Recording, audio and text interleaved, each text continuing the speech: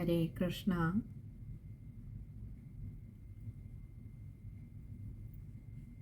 നമ്മൾ ഭഗവാന്റെ പാലാഴി മഥനം എന്ന സുന്ദരമായ ഒരു ലീല കണ്ടതിന് ശേഷം ഇനിയും ഭഗവാന്റെ അടുത്തൊരു ലീലയിലേക്ക്, ഒരു അവതാരത്തിൻ്റെ കഥയാണ് അടുത്തതായിട്ട് പറയുന്നത്. വാമനാവതാരം. എന്തിനു വേണ്ടിയിട്ടാണ് വാമനാവതാരം ഉണ്ടായത്? ഭഗവാനെ അങ്ങനെ ഒരു അവതാരം എടുക്കുവാൻ പ്രേരിപ്പിച്ച ഘടകം എന്തായിരുന്നു? ആ അവതാരത്തിൽ ഭഗവാൻ എന്താണ് ചെയ്തത്? എങ്ങനെയാണ് ഭക്തരെ അനുഗ്രഹിച്ചത്?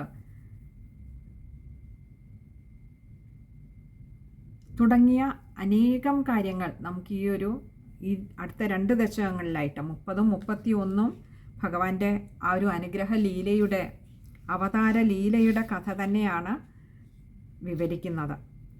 അപ്പോൾ ഇന്ന് നമ്മൾ ഭഗവാന്റെ വാമനാവതാര കഥയുടെ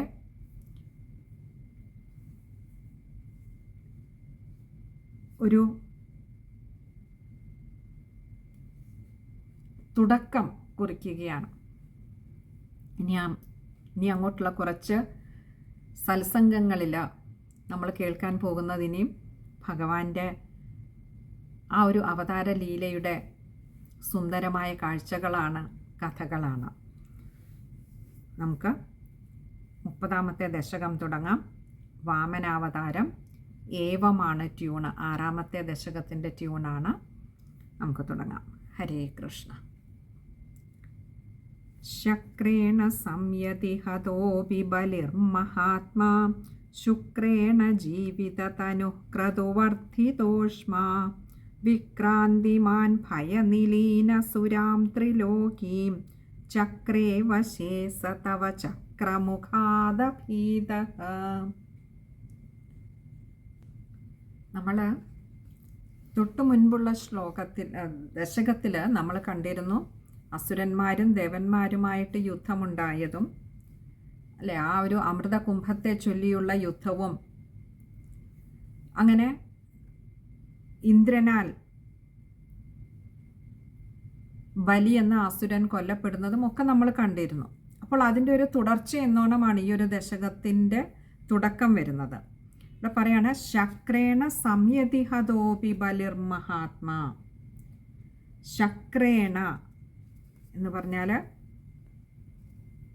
ദേവേന്ദ്രനാൽ, ശക്രൻ എന്ന് പറഞ്ഞാൽ ദേവേന്ദ്രൻ, ശക്രേണ ദേവേന്ദ്രനാൽ സംയതി, ആ ഒരു യുദ്ധത്തിൽ ഹതോപി എന്ന് പറഞ്ഞാൽ ഹതഹ അപി, ഇങ്ങനെ 2 വാക്കുകളാണ്. അപ്പോൾ ആ ഒരു യുദ്ധത്തിൽ ഇന്ദ്രനാൽ ഹതഹ അപി, ഹത എന്ന് പറഞ്ഞാൽ കൊല്ലപ്പെട്ടവനായിരുന്നെങ്കിലും, അപി എന്നാൽ എങ്കിലും, ബലിർമഹാത്മാ, ബലിഹി മഹാത്മാ, ഇങ്ങനെ 2 വാക്കുകൾ വരുന്നുണ്ട്. എന്ന് പറഞ്ഞാൽ മഹാത്മാവായ ബലി എന്നാണ് പറഞ്ഞത്. നോക്കൂ, ആ ബലിയെ പോലും അസുരവംശത്തിൽ പിറന്നവനാണെങ്കിൽ പോലും ഇവിടെ ശ്രീമേൽപ്പത്തൂർ നാരായണ ഭട്ടതിരിപ്പാട് വിശേഷിപ്പിച്ചത് മഹാത്മാവ്, ശ്രേഷ്ഠനായിട്ടുള്ള ബലി എന്നാണ് പറഞ്ഞത്. അപ്പോൾ ജനിക്കുന്ന കുലമല്ല ശ്രേഷ്ഠതയെ നിർണയിക്കുന്നത്, തൻ്റെ കർമ്മമാണ്, തൻ്റെ ഉള്ളിലെ വാസനകളാണ്. ഇവിടെ ബലി എന്ന അസുരനിൽ ആസുരിക ഭാവത്തേക്കാളേറെ ഭഗവാനോടുള്ള ഒരു സമർപ്പണ ബുദ്ധി ഉണ്ടായിരുന്നത് കൊണ്ട് തന്നെ, ഈശ്വര വിചാരം തുളുമ്പി നിന്നിരുന്നത് കൊണ്ട് തന്നെ, ആ ഭഗവത് ഭക്തി ദൃഢമായിരുന്നത് കൊണ്ട് തന്നെ ആ ബലിയെ വിശേഷിപ്പിച്ചത് മഹാത്മാവ് എന്നാണ് പറഞ്ഞത്. അപ്പോൾ അങ്ങനെ ആ മഹാത്മാവായിട്ടുള്ള ബലി ദേവേന്ദ്രനുമായിട്ടുള്ള യുദ്ധത്തിൽ വധിക്കപ്പെട്ടുവെങ്കിലും ശുക്രേണ ജീവിതതനുഃ ക്രതുവർദ്ധിതോഷ്മാ, ശുക്രേണ, ശുക്രാചാര്യനാൽ, നമുക്കറിയാം ദേവന്മാരുടെ ഗുരുവായിട്ടുള്ള ശുക്രാചാര്യനാൽ, ജീവിതതനു, ജീവൻ തിരിച്ചു കിട്ടിയ, തനു എന്നാൽ ശരീരം, ദേഹത്തോടു കൂടിയ, ക്രതുവർദ്ധിതോഷ്മ,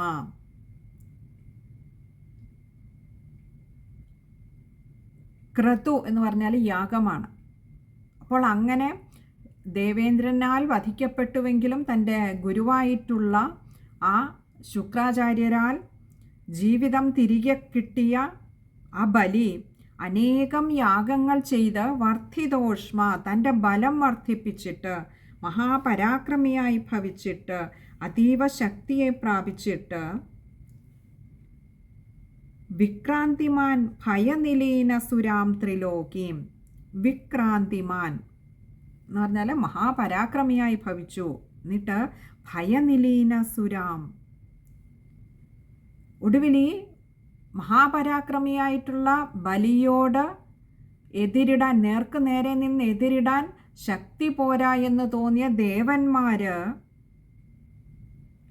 അവിടെ നിന്നും ഒളിച്ചോടിപ്പോയി, ദേവലോകത്ത് നിന്നും. കാരണം ആ ബലിയുടെ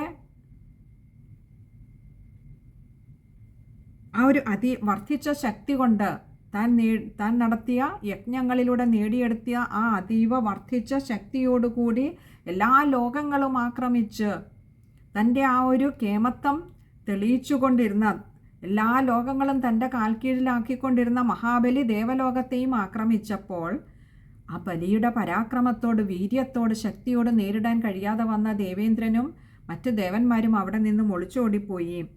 അങ്ങനെയുള്ള ത്രിലോകീം, 3 ലോകങ്ങളും ചക്രേ വശേ സ തവ ചക്രമുഖാദഭീതഃ. ചക്രേ വശേ എന്ന് പറഞ്ഞാൽ തൻ്റെ കാൽക്കീഴിലാക്കുക, 3 ലോകങ്ങളും തൻ്റെ സ്വാധീനത്തിലാക്കി മാറ്റി ബലി. സ തവ ചക്രമുഖാദഭീതഃ.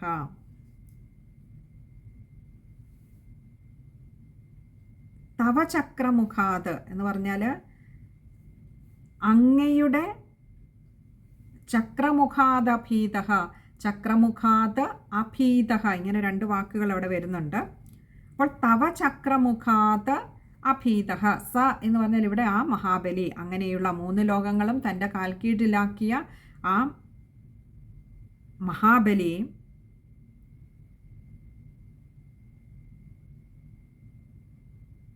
തവ ചക്രമുഖാത്, ഭഗവാനെ അങ്ങയുടെ ആ സുദർശന ചക്രത്തിൻ്റെ മുൻപിൽ പോലും അഭീതഃ, ഭയമില്ലാത്തവനായി മാറി എന്ന് പറഞ്ഞാൽ അത്രമാത്രം തൻ്റെ ശാരീരികമായ ബലം വർദ്ധിച്ചു. അതുകൊണ്ട് ഈ 3 ലോകങ്ങളെയും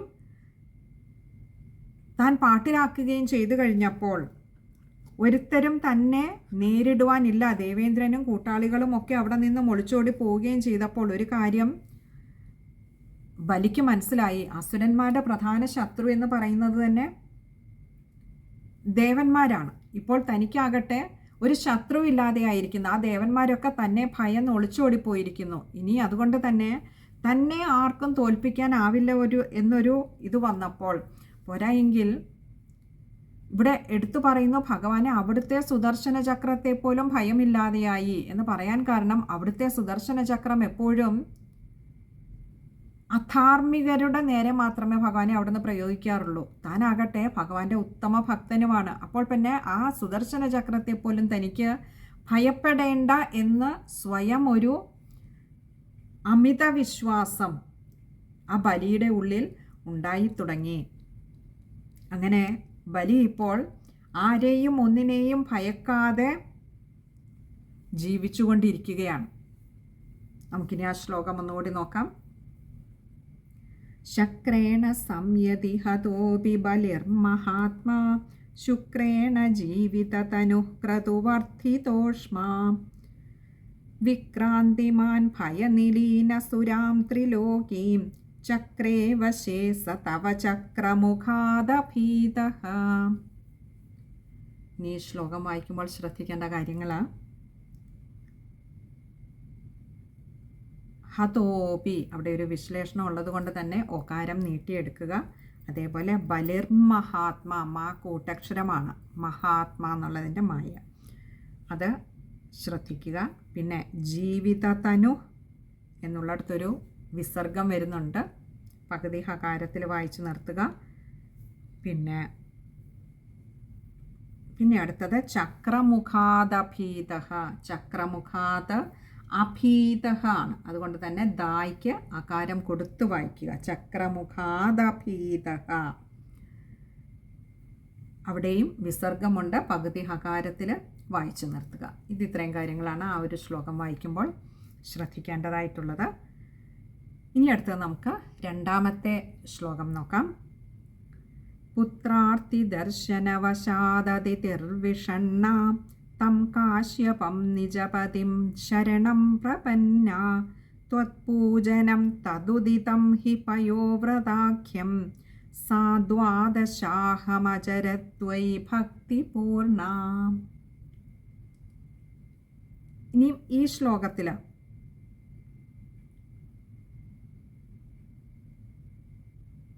മക്കൾക്കുണ്ടാകുന്ന ഓരോ ക്ഷീണവും ഏറ്റവും കൂടുതൽ ദുഃഖിപ്പിക്കുക അച്ഛനമ്മമാരെയാണ്, അല്ലേ? അത് തന്നെയാണ് ഇവിടെ കാണിക്കുന്നത്. അതുകൊണ്ട് തന്നെ ഇവിടെ നിന്ന് വീണ്ടും ആ ഒരു വാമനാവതാരത്തിലേക്കുള്ള ഒരു വഴി തുറക്കലാണ് ഈ ഒരു കഥ എന്ന് നമുക്ക് കാണാം. ഇവിടെ പറയാണ്, പുത്രാർത്തി വശാദതിർവിഷണ്ണ. പുത്രാർത്തി ദർശനവശാത്ത് അതിഥി വിഷണ്ണ. ഇങ്ങനെ 3 വാക്കുകൾ അവിടെ ചേരുന്നുണ്ട്. പുത്രാർത്തി ദർശനവശാത്ത്. പുത്ര ആർത്തി, പുത്രന്മാരുടെ ദുഃഖം. അതായത് ദേവലോകത്തു നിന്നും ദേവേന്ദ്രൻ ഉൾപ്പെടെയുള്ള ദേവന്മാരൊക്കെ ഒളിച്ചോടി പോയപ്പോൾ ആ ദേവേന്ദ്രൻ്റെ പിതാവിന് തോന്നിയ ഒരു പിതാവിനും മാതാവിനും, നമുക്കറിയാം ദേവന്മാരുടെയും അസുരന്മാരുടെയും അച്ഛൻ ഒരാൾ തന്നെയാണ്, അല്ലേ? കശ്യപ പ്രജാപതിയാണ്. ദേവന്മാരുടെ അമ്മ അതിഥിയും സഹോദരിയായ ദിതി അസുരന്മാരുടെ മാതാവുമാണ്. അപ്പോൾ ഇവിടെ പറയാം, പുത്രാർത്തി, പുത്രന്മാരുടെ ദുഃഖം ദർശനവശാത്, അത് കാണാനിടയായിട്ട് അതിഥി വിഷണ്ണ, ആ അതിഥി ദേവി, ദേവന്മാരുടെ മാതാവായിട്ടുള്ള അതിഥി ദേവി വിഷണ്ണ, അതീവ ദുഃഖിതയായി. അങ്ങനെ തം കാശ്യപം നിജപതിം, അങ്ങനെ അതീവ ദുഃഖിതയായിട്ട് അമ്മമാർക്ക് എന്തെങ്കിലും സങ്കടം വന്നാൽ അച്ഛന്മാരെ ആശ്രയിക്കുക, അല്ലേ? അച്ഛന്മാരാണ് താങ്ങും തണലുമായി നിൽക്കേണ്ടത്. ഭർത്താവാണ് താങ്ങും തണലുമായി ഒരു ഭാര്യയ്ക്ക് കൂടെ ഉണ്ടാവുക. അതുകൊണ്ട് തം കാശ്യപം നിജപതിം, ആ കശ്യപ പ്രജാപതിയെ, നിജപതിം തൻ്റെ ഭർത്താവായിട്ടുള്ള പതിയായിട്ടുള്ള ആ കശ്യപ പ്രജാപതിയെ ശരണം പ്രപന്ന, ശരണം പ്രാപിച്ചുവല്ലോ. ഇനിയും തൻ്റെ ദുഃഖത്തിന് താൻ വിചാരിച്ചാൽ ഒന്നും ചെയ്യാൻ കഴിയില്ല. എന്നാലോ തൻ്റെ പുത്രന്മാരൊക്കെ എവിടെയോ ഒളിച്ചോടി പോയിരിക്കുന്നു, എവിടെയാണെന്ന് കൂടി അറിയില്ല. അതുകൊണ്ട് ആ സങ്കടം എളുപ്പം വന്നിട്ട് ഭർത്താവായിട്ടുള്ള കശ്യപ പ്രജാപതിയോട് വന്ന് പറയുന്നു. ത്വത്പൂജനം തദുദിതം ഹി പയോവ്രതാഖ്യം. അവിടെ അച്ഛനായിട്ടുള്ള കശ്യപ പ്രജാപതിക്ക് തെല്ലും കുലുക്കമുണ്ടായില്ല. എന്നിട്ട് പറഞ്ഞു, എന്താ വേണ്ടത്? ത്വത്പൂജനം, ഭഗവാനെ അവിടുത്തെ പൂജ ചെയ്യുവാനാണ്, അങ്ങയെ ആരാധിക്കുവാനാണ് ആ പിതാവായിട്ടുള്ള കശ്യപ പ്രജാപതി പറഞ്ഞത്. തദുദിതം, തത് ഉദിതം, അങ്ങയാൽ പറയപ്പെട്ടത് എന്താണ്? ആ കശ്യപ പ്രജാപതിയാൽ പറയപ്പെട്ടത് എന്താണെന്ന് വെച്ചാൽ അങ്ങയെ പൂജ ചെയ്യുവാനാണല്ലോ. എങ്ങനെ? ഹി പയോവ്രതാഖ്യം. പയോവ്രതം എന്ന് പറയുന്ന 12 ദിവസം കൊണ്ട് അനുഷ്ഠിക്കേണ്ടതായിട്ടുള്ള ആ ഒരു വ്രതം ആചരിച്ചുകൊണ്ട് ഭഗവാനെ അങ്ങയെ പൂജ ചെയ്യുവാനാണല്ലോ കശ്യപ പ്രജാപതി പറഞ്ഞു കൊടുത്തത്, ഉപദേശിച്ചത്. എന്നിട്ട് പറയുകയാണ്, സാ ദ്വാദശാഹമചരത്വൈ ഭക്തിപൂർണ. അങ്ങനെ തൻ്റെ പതിയാൽ നിർദ്ദേശിക്കപ്പെട്ടപ്പോൾ, ഉപദേശിക്കപ്പെട്ടപ്പോൾ പത്നിയായിട്ടുള്ള അതിഥി ദേവി, സാ എന്ന് പറഞ്ഞാൽ അവൾ, അതായത് ഇവിടെ ആ അതിഥി ദേവി ദ്വാദശാഹമചരത്. ദ്വാദശാഹം അചരത്വയി. ഇവിടെ ദ്വാദശാഹം അചരത് ത്വയി, ഇങ്ങനെ 3 വാക്കുകൾ വരുന്നുണ്ട്. ദ്വാദശാഹം എന്ന് പറഞ്ഞാൽ 12 ദിവസം. 12 ദിവസം കൊണ്ടാണ് പയോവ്രതം അനുഷ്ഠിക്കേണ്ടത്. അങ്ങനെ 12 ദിവസം അചരത്ത് ത്വയി ഭക്തിപൂർണ. ആ 12 ദിവസം കൊണ്ട്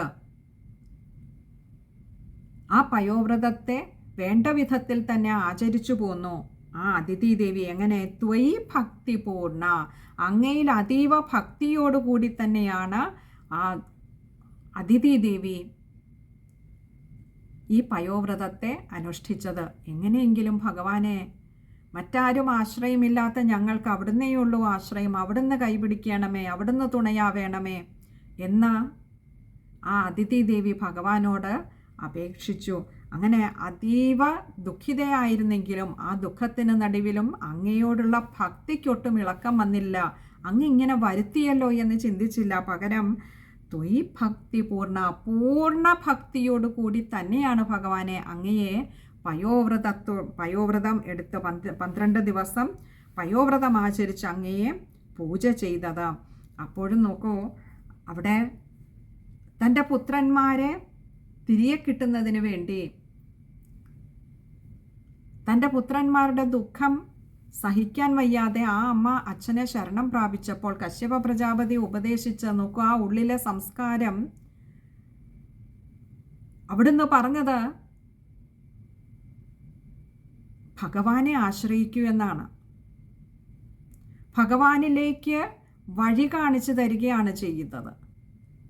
അപ്പോൾ പ്രിയ പത്നിമാർക്ക് വേണ്ട മാർഗോപദേശം, സാത്വികമായ തലത്തിൽ നിന്നുകൊണ്ട് സാത്വിക ജീവിതം നയിക്കുന്ന ഒരു വ്യക്തിക്ക് മാത്രമേ ഭഗവാനെ അങ്ങയിലേക്കുള്ള വഴി കാണിച്ചു കൊടുക്കുവാൻ കഴിയുകയുള്ളൂ. ഇവിടെ ആ സാത്വിക ജന്മിയായിരുന്ന കശ്യപ പ്രജാപതിയും പറഞ്ഞത് അത് തന്നെയാണ്. അങ്ങയെ ആരാധിച്ചോളൂ, മറ്റാരീ ലോകത്ത് ഉപേക്ഷിച്ചാലും തന്നെ ആശ്രയിക്കുന്നവരെ ഉപേക്ഷിക്കാത്തത് ഒരേ ഒരാൾ മാത്രമാണ്, ആ ഭഗവാൻ മാത്രം. ഈ ലോകം മുഴുവൻ ഉപേക്ഷിച്ചാലും ഭഗവാൻ തൻ്റെ കൈക്കുമ്പിളിൽ തന്നെ ആശ്രയിക്കുന്നവരെ സുരക്ഷിതരായി ഭഗവാൻ തന്നോട് ചേർത്ത് നിർത്തും. അതുകൊണ്ട് ഭഗവാനെ അങ്ങോട്ട് ആശ്രയിച്ചോളൂ. അതിനൊരു മാർഗവും കൂടി പറഞ്ഞു കൊടുത്തു. എളുപ്പം ഭഗവാന്റെ ആ പ്രസാദം ഉണ്ടാകുവാനായിട്ട്, ഭഗവാനെ പ്രസാദിപ്പിക്കുവാനായിട്ട് 12 ദിവസത്തെ വളരെ കഠിനമായിട്ടുള്ളൊരു വ്രതമാണ് പയോവ്രതം എന്ന് പറയുന്നത്. അതിനേറെ നിബന്ധനകളൊക്കെയുണ്ട്. അപ്പോൾ അങ്ങനെയൊക്കെ അതീവ ശുദ്ധവും വൃത്തിയായിട്ടും ആ 12 ദിവസത്തെ പയോവ്രതത്തെ ആ അദിതി ദേവി ആചരിച്ചുവല്ലോ.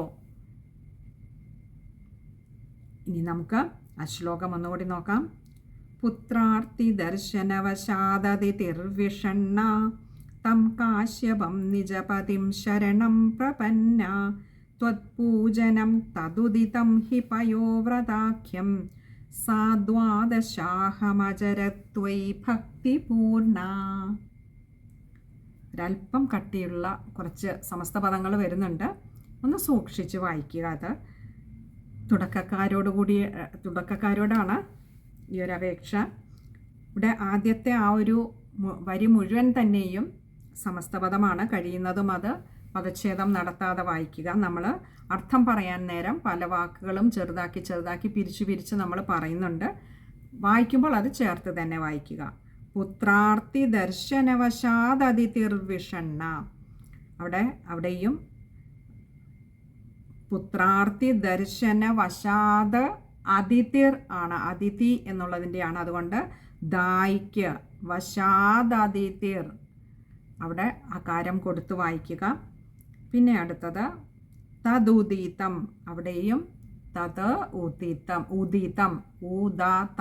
അവിടെ അക്ഷരങ്ങൾ മാറിപ്പോകരുത്, തെറ്റാതെ വായിക്കാൻ ശ്രമിക്കുക. പിന്നെ അടുത്തത് സാ ദ്വാദശാഹമചരത്വയി. ചില ഗ്രന്ഥങ്ങളിൽ ദ്വാദശാഹമചരത് ത്വയി എന്ന് പിരിച്ചായിരിക്കും കൊടുത്തിരിക്കുന്നത്, ചില ഗ്രന്ഥങ്ങളിൽ ചേർത്തായിരിക്കും. അപ്പോൾ നമ്മുടെ ഗ്രന്ഥത്തിൽ എന്താണോ കൊടുത്തിട്ടുള്ളത് അതുപോലെ വായിക്കാം. ചേർത്താണെങ്കിൽ കഴിയുന്നതും പിരിക്കാതെ തന്നെ വായിക്കുക. ദ്വാദശാഹമചരത്വയി, അവിടെ താ കൂട്ടക്ഷരമാണ്, അചരത് ത്വയി, അതും ശ്രദ്ധിക്കുക. അവിടെ ദ്വാദശാഹമചരത്, മായ്ക്ക് അകാരം കൊടുക്കുക, ദ്വാദശാഹം അചരത് ആയതുകൊണ്ട്. ഇത് ഇത്രയും കാര്യങ്ങളാണ് ആ ഒരു ശ്ലോകം വായിക്കുമ്പോൾ ശ്രദ്ധിക്കേണ്ടതായിട്ടുള്ളത്. ഇനി അടുത്തത് 3-ാമത്തെ ശ്ലോകമാണ്. അത് ഭഗവാൻ അനുഗ്രഹിച്ചാൽ അടുത്ത സത്സംഗത്തിൽ കാണാമെന്ന് കരുതുന്നു. ഹരേ കൃഷ്ണ.